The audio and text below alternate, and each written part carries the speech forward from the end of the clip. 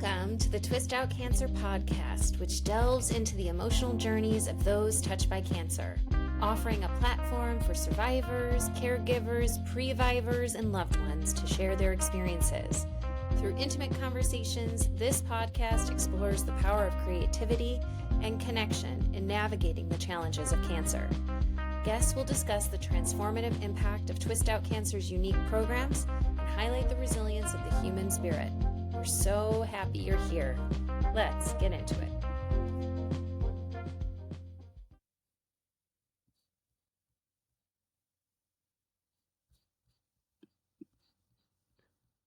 Hello, and welcome to Twist Out Cancer's podcast featuring Power Partners Spotlights. My name is August Spree. My pronouns are she, her, and today we are talking with Charlotte Bayala, who is located in Northwest Arkansas, founder of the Cancer Caregiver. As a caregiver herself, she knows the difficulty of trying to give yourself to someone as a caregiver while also trying to process your own feelings and needs surrounding your loved one's diagnosis. So today we will talk with Charlotte about her engagement of this specialty population within the cancer community, how she got connected with Twist Out Cancer, and what we can look forward to seeing from her in the future. Welcome, Charlotte. Yes. Thank you for being here. Thank you for having me. Yes. I love having the opportunity to talk. Yeah, of course. And I love chatting with you. So I wanted to start with your story, of course. Can you let how cancer has affected your life and how that experience led to the Cancer Caregiver? Definitely. My husband, about almost 13 years ago, was diagnosed with papillary thyroid cancer, but in aggressive form. And we were a young family. My daughter was a little child in first grade, and we were just living our lives. But when he was diagnosed, everything, of course, seemed to fall apart in an instant. And so it was really just trying to figure things out, getting answers, what we all do in the very beginning. Unfortunately or fortunately, this was back, before Facebook groups and too much being online. So I had to go out just searching for books and information. So it was really a scramble for all of us, but especially for me, just trying to figure out how to keep everything together, keep everything running, still go teach yoga and meditation classes while I was freaking out and just trying to teach them how to be calm and deal with their stressors while I felt like I was faking it through in the very first 3 to 4 months. Yeah, for sure. You're dealing with your own, right? But you have to, Right. I mean, that's such a familiar story for a lot of moms and women who are in charge of households. So, how old was your daughter? She was in first grade, so 7-ish? Yeah. She was young. Little, Yeah. yeah. Young enough for us to make it a safe place for her. Hmm. And she was in that age where as long as she was able to have fun and just to live her life, she wasn't really aware of everything that was going on in the Yeah. house. So I feel like that really helped, especially in the beginning when we were just trying to keep it together. Yeah, and figure it out. Yeah. We also are joined, I forgot to mention, we also are joined by Soraya here, who is a board member with Twist Out Cancer and enthusiast and also podcast interviewer with us and wanted to be part of this conversation. So, Soraya, say Yeah, hello. thank you, August, for introducing me. I'm also Yeah. a former inspiration, and I had my own cancer diagnosis. My daughter was 18 months when I Mm. found out that my ovarian cancer recurred. And so I can really relate to having like a young child in the house and trying to, let them still be innocent and not bring them too deeply into the chaos that ensues. And I also am grateful that she was young enough to not absorb all of that. Although I do think that she sensed like some change in the house. Mhm. I pick up on a lot, but I still Mhm. feel like, she was young enough that hopefully it won't have a lasting impact. Right. Yeah. Um, so Charlotte, how did that experience lead to you developing the Cancer Caregiver website and podcast? Yeah. Yeah. So what happened with me is the first 6 months of being a caregiver and having cancer in our house was difficult. And like I said, it felt like I would turn a switch on in order to be able to teach people how to mitigate stressors and anxiety in their lives. and then turn it back off and go into the rest of my life, which was just pure anxiety and stress. And it really didn't hit me that everything that I knew to do for myself had fallen away from the whatever the normal life was that I was trying to figure out how to live, until I reached out to my primary care provider and I told her, look, this is what's happening. This is what's going on with my husband. And I'm crying all the time. And she wrote back, completely understand these reactions are normal, even though they're alarming to you. The first thing that I would suggest before we try anything else is that you consider meditating. And it made me so angry that my doctor was suggesting that I do something that I was working full time teaching other people how to do. But it was a wake up call for me to realize that there are things that I had the skills to do that I had been doing long term. So it wasn't like I had just learned how to meditate and then this happened and it fell apart. And so I had the skills, I had the knowledge. And even with all of that, with it being part of what used to be my normal day, it was almost as if I never knew it in the first place. And so as I started really reflecting on that, I realized if it was hard for me, someone whose job was to teach other people how to do this, who had the skills, who had it already as a regular meditation, breath work, yoga, those were all things that I just did all the time. For that all to fall apart for someone who had the skills that I had, how much more difficult would it be for someone who had never had any relationship with any of those skills? And how can I help them learn how to do these things? Because when we become caregivers and when we have cancer enter the house, it becomes really important to be able to live. But I feel like as a caregiver, especially in the beginning, it was staying alive. It wasn't about living, right? We weren't finding joy. I wasn't taking time for myself. There was no time to breathe, right? And so it almost felt like the whole half a year, we were just struggling to keep up with what life was throwing at us, but we weren't able to have those moments that we probably just let slip by because we weren't aware that they were happening, because we weren't mindful, because we weren't taking pauses. And so It's how survival mode. I mean, it it's is, understandable, but, like, that's it what you is. enter into. Yeah. But survival mode can last for forever, right? Like we can always feel, especially for caregivers, if our loved ones are needing long-term care, if it feels like we are under attack, our households, our loved ones, it's sometimes hard to release from that survival mode when we're able to, when it makes Yes. sense, right? And Right. so knowing that other people were in the same position as me, I didn't see myself in anyone. There weren't really support groups at that time. And there are a lot of emotional roadblocks that I was finding myself trying to navigate that I felt like I couldn't share with people because I didn't think that they would understand, because the judgment would have been, but you're not the one that has cancer, which cancer caregivers hear very often.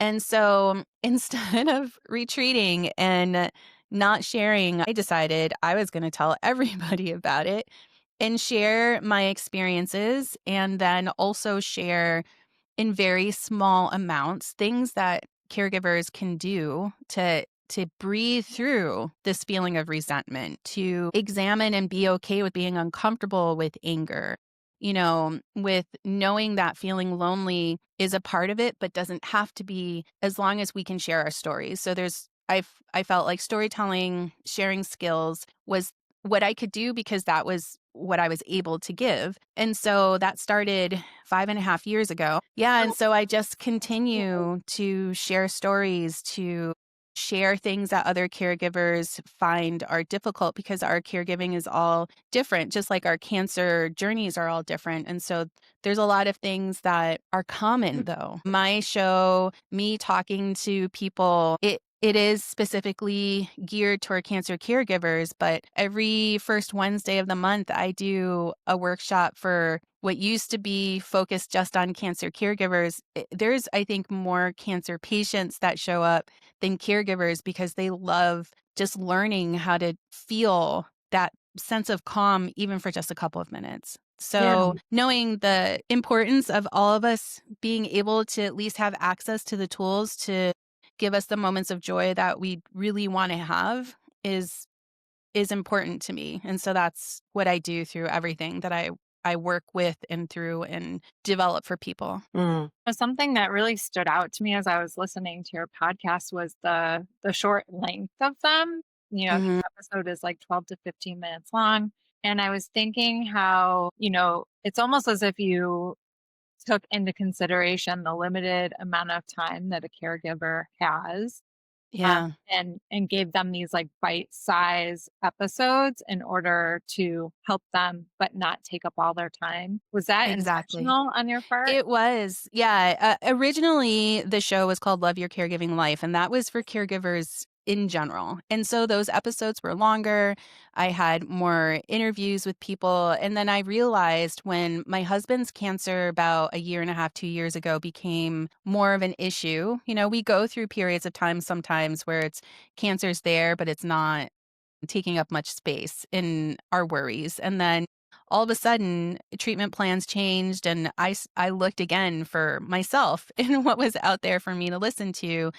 And I realized it wasn't there. And so that's why a year ago, I changed my show to be cancer caregiver specific and cut the episodes to just 15 minutes because I didn't have the time anymore to sit and listen and leisurely just, hear someone tell me about their experiences for more than 15 minutes at a time. So I figured if I want to meet everyone where they are, make it really easy for them to have something to listen to and accessible, then that's how I'm going to do it. And so I was just trying to meet the cancer caregivers that I knew, including myself, where they were at and give them something that was a tool that they could use. There were no barrier to time. 15 Mhm. minutes I felt like was enough to get a message across, to teach something, and for people to not have too much of a issue with listening to it. I think that's so smart. Yeah, because people's schedules are so busy. And Yeah. also, I really love how you said that you have cancer patients joining in because as a survivor myself, and I know that there was an impact on the household when Mhm. I was going through it, I feel like it would be something, not just what you're saying to like meditate or have the tools to have a little bit of peace for a few minutes, but also Mhm.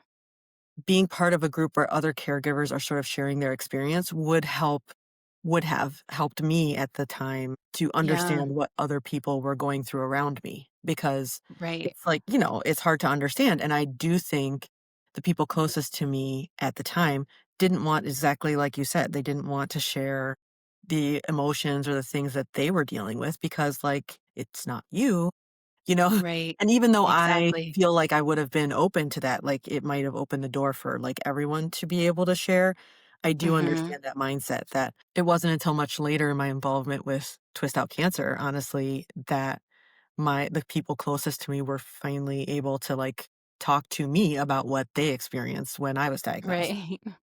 And I imagine that that's probably helpful for the people who are going through cancer themselves to be exposed to within your Mhm. community. Right, and sometimes they come together to those workshops, and to see a husband and wife or a Mhm. daughter and her mother sit and learn how to take a longer exhale than their inhale and understand how that can mitigate anxiety or stress they're feeling in the moment, so that when they're in a doctor's office or they're really getting stressed out with the anticipation of seeing a doctor while they're sitting in a waiting room, they have something that they can do together. It's a skill that they can help each other reinforce. Uh, And so I love that.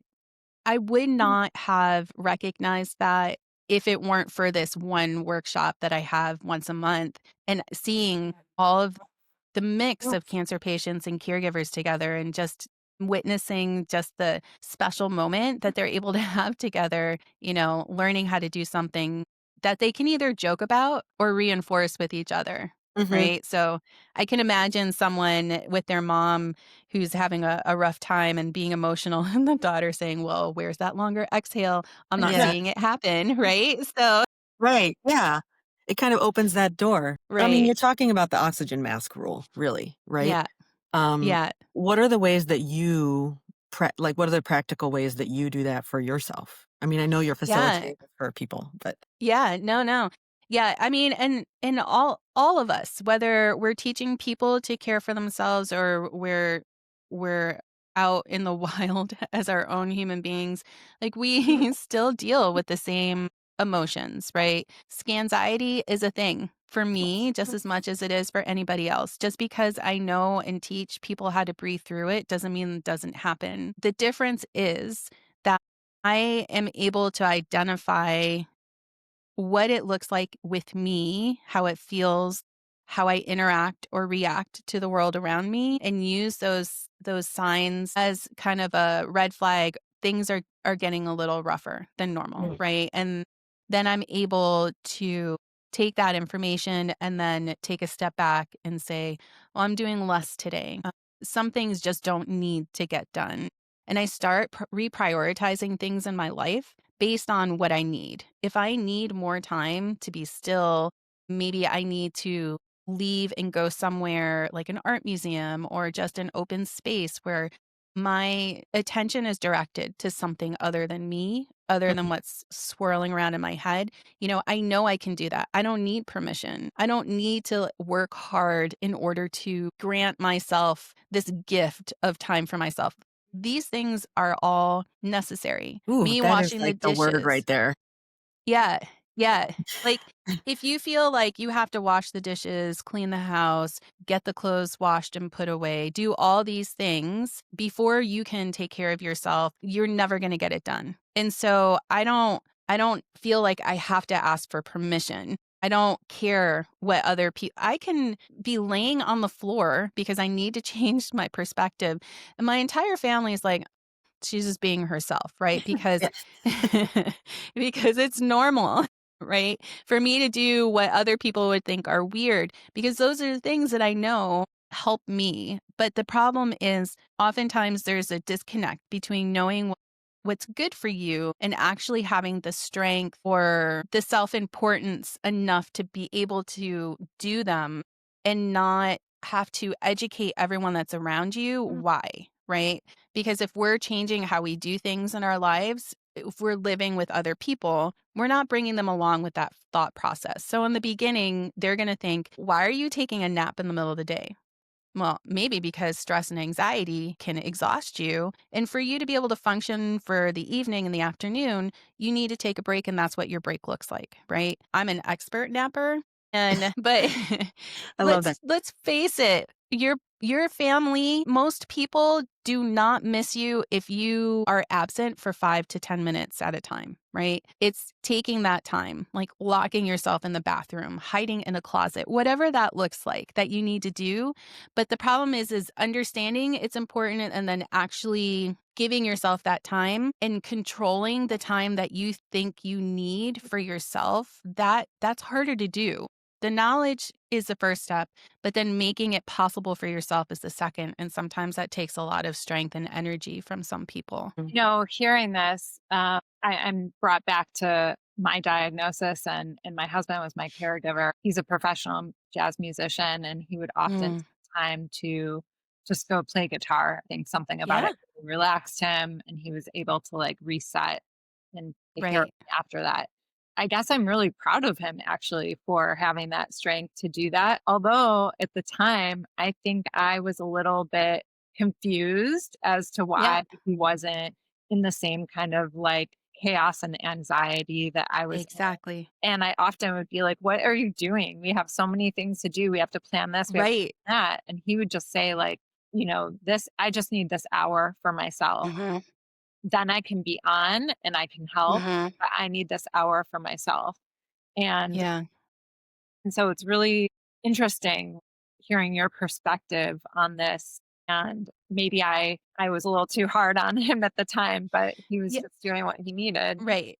I mean, we all have to come into our life experiences with what we have in the moment, right? So looking back, it's always easier to say, maybe I could have done that differently. But your story, like, reflects the problems that couples and families have, where if someone wants to take time for themselves because they need that break, like your husband did, and he was doing something that was maybe even meditative for him because he was playing music and he was bringing himself into a mindset that he knew he could only focus on that one thing, that allowed him to go to the rest of the day a little bit more present, right?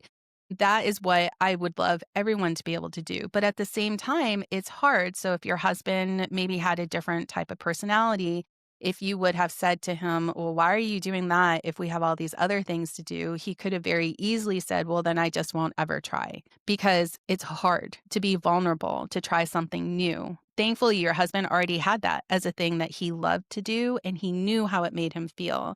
So him having that background before your diagnosis is what helped him become able to say, no, that I'm just going to take this time and then I'm going to be back out with you and the rest of the household. But that is hard because of the fear of judgment. Because if someone says, well, but why is there a pile of laundry on the floor? Why are you not doing that? And you have to be able to have the will to be able to say, that'll happen. But what I need to do right now is more important. These other things will not get done if I don't Yeah. take this time for myself. See, Yeah, it's hard right? to This is do. like a therapy session, I swear. I'm just I go ahead, mean, Soraya.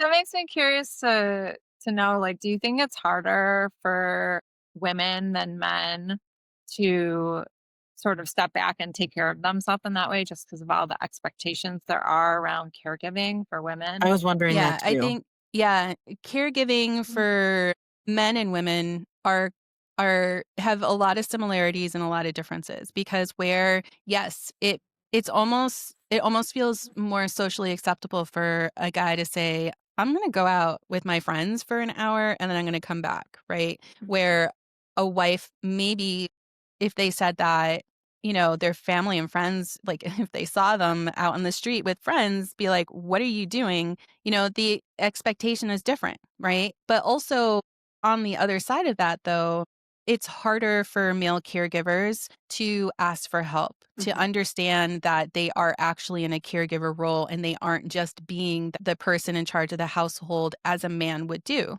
Right? It's hard for them to show feelings and emotions and being vulnerable. It's hard for them to find a friend group that will be open to them doing that. Right? So for women, if we have the opportunity to have people in our lives who will listen to us and the things that we're going through, it's okay for us almost always to cry or to share things that maybe we wouldn't even share with our spouses. But for men, that's hard for them to find.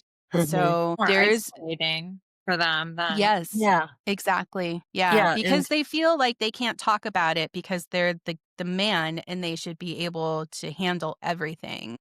Yeah. I also wonder, I mean, statistics show so often, which is very sad, that men will leave if their partner, in a hetero relationship, will leave if their partner has been diagnosed with something that is Mhm. big, Mhm. specifically cancer as well. And that's just really frustrating. And I'm sure that that piece contributes to it, where they don't have that outlet. They just exit Right. the situation instead of like having an outlet to be able to share.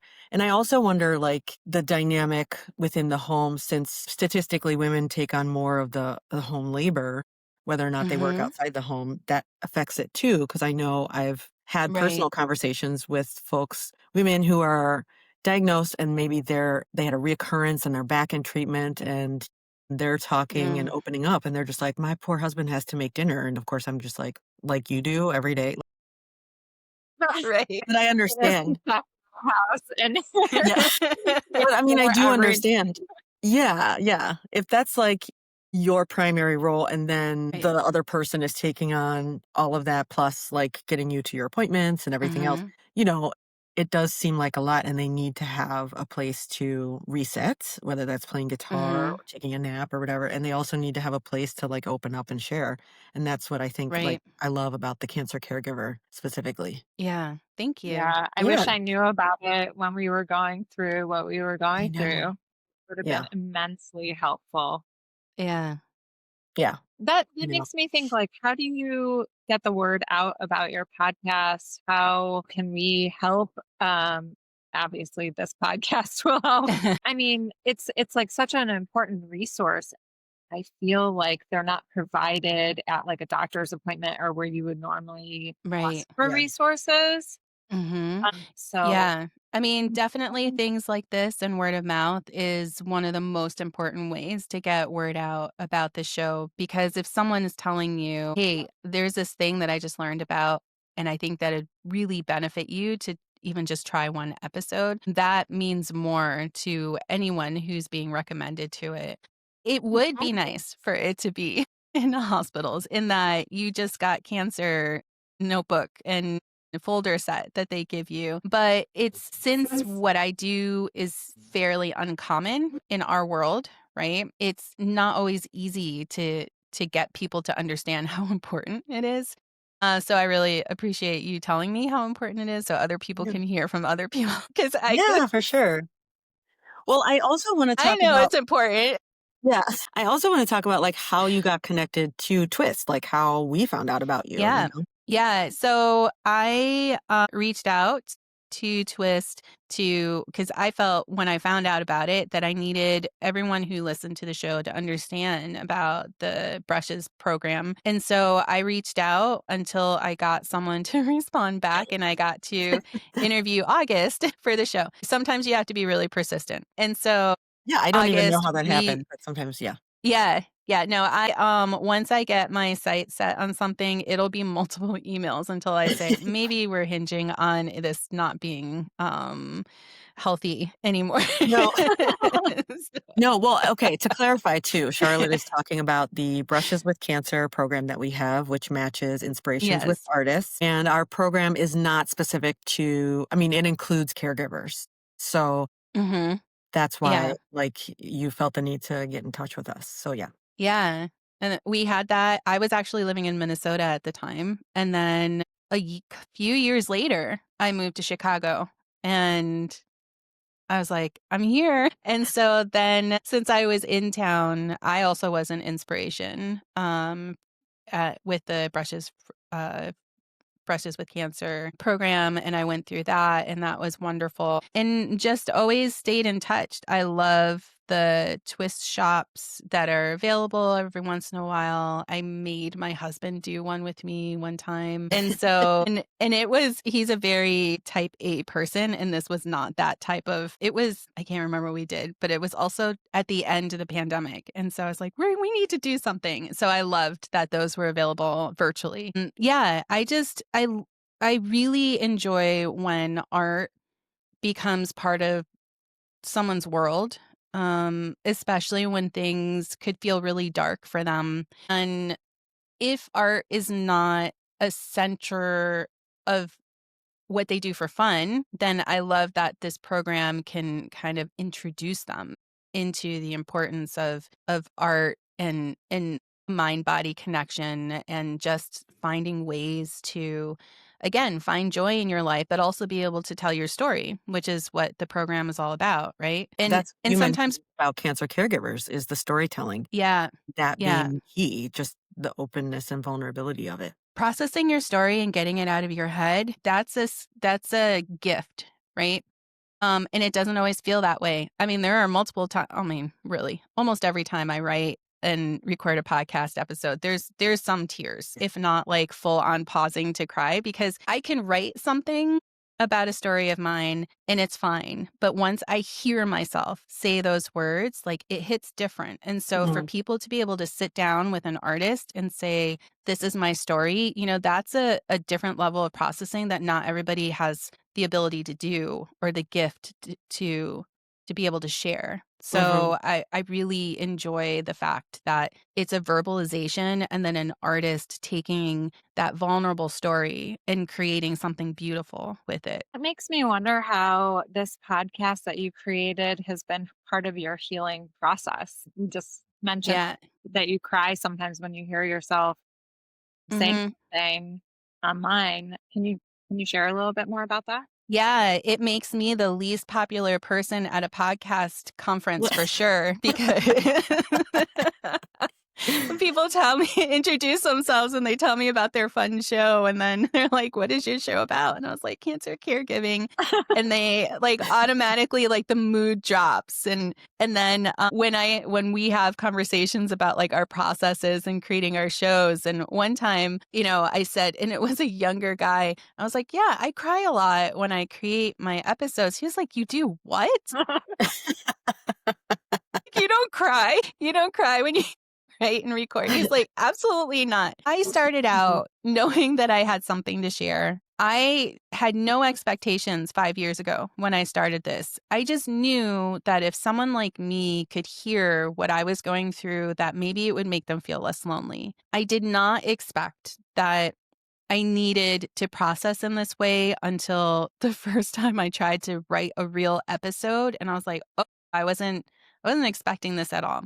And Mm, it doesn't necessarily get easier now that I'm 5.5 years in. It just has changed because it has helped me become okay with being uncomfortable with my feelings and sitting with them. It has taught me to be vulnerable and open in order to hopefully help other people learn how to do that for themselves, because sharing things that can make me sad or sentences that like really poke at my heart and still sharing them, um there's a lot of vulnerability that I mhm, have to be able to give. And then also having my own rituals and systems after I'm done recording that help me honor that I was able to do that, but also to transition to going to the rest of my day. You're pointing out something that I think a lot of people either don't know or might forget, but that vulnerability is a muscle that Mhm. we Yeah, exercise. You know what I mean? And the more you do it, the more you're able to do it. It doesn't mean that those feelings are less, you know?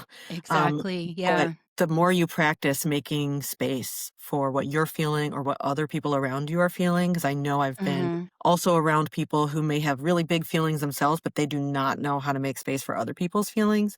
So like Yeah. both of those things are muscles that we exercise and we practice and we develop, those things. And that's really incredible that you're able to do that and also help other people. Yeah. Thank you. Go ahead, Soraya. I'm sorry. Oh, yeah, no problem. I was just doing the math and realized that you started the podcast during the pandemic, which is Yeah. interesting because, obviously the world came to a halt and we all kind of had some more space and time to process things and Right. take stock of our lives. So I'm curious to know how that impacted your decision to get going on the Yeah. podcast. Well, the plan was in place, and I think the first episode came out a month before everything shut down. Yeah.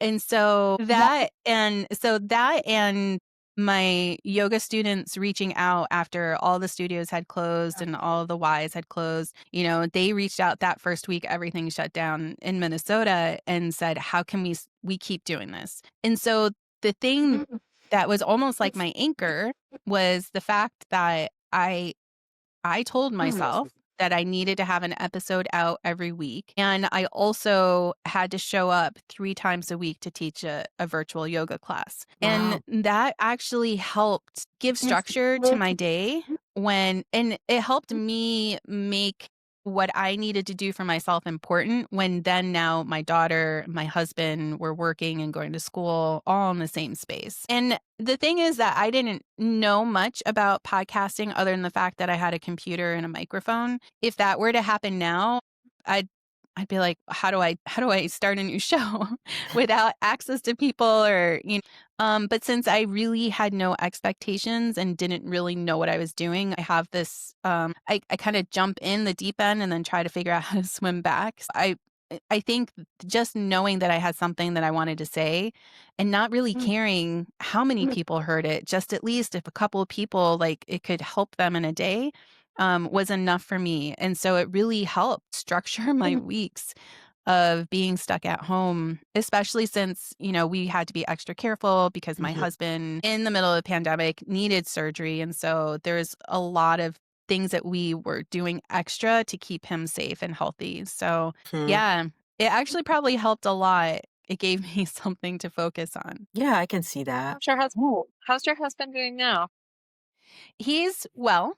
I mean, he'll be able, as of now, to live with the thyroid cancer that he has, but he's on a targeted drug therapy that, of course, has quality of life issues. So, a lot of us know, right? That on Mhm. the outside, everything looks good, but as a person who's next to that person taking that treatment, that things are not exactly as happy looking as they are to the rest of the world, right? So you're still in it. Yeah, still in Yeah. it. Can you share with us before we wrap up what Mhm. is coming or what's next for the Cancer Caregiver, and also share how people can get connected with you and get involved?